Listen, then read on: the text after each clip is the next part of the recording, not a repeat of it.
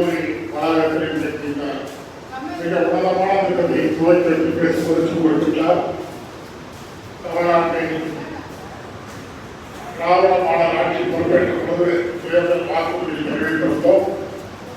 மகளிருக்கு இலவச பயண பேருந்து மற்றும் அதன் தொடர்ச்சியாக புதுமைப்பெண் திட்டம் என்று அறிவித்து மாணவியர்கள் அனைவருக்கும் அரசு பள்ளியில் படித்த மாணவர்கள் அனைவருக்கும் மாதந்தோறும் அவர்களுக்கு ஊக்கத்தொகையாக அவர்கள் எல்லா வகையிலும் சிறந்திருந்தாங்க.